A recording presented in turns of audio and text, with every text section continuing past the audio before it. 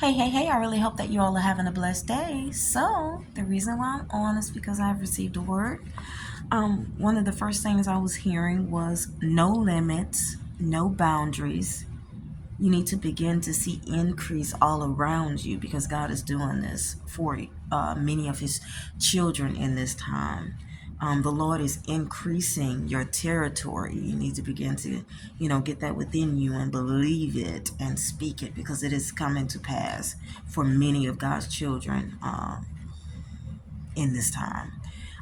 For some who are low esteemed by people who constantly belittle you and make you feel low, are anything less than what God says you are and who's called you to be, God sees you and how people try to delay and to delay the schedule for the time that God says you shall rise. There are many times when you speak, you are misunderstood by people who push you in a corner and expect you not to have an attitude and at times even a temper when pushed too far.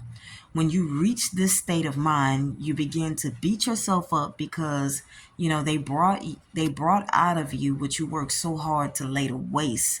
Um, so hard what you tried to put to rest, because you know you are called to greater purposes in me, says the Lord. And indeed, you know, and you can sense it's time, indeed, for you to increase in me, says the Lord.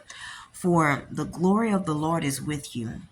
People will try to, paint a picture of you being something that you are not, like a wild beast who has no self control and cannot be tamed. But worry not, for I see you, says the Lord. People might make you angry and upset, but this does not define you. They try to harden your heart so that you wouldn't care about certain things that you did, when you came out of character, when pushed too far, but God says that you worked so hard not to let this happen. Like you worked hard to keep yourself from getting too far out of hand, too far out of reach. Like you pushed hard to keep that side of your heart being hardened from happening.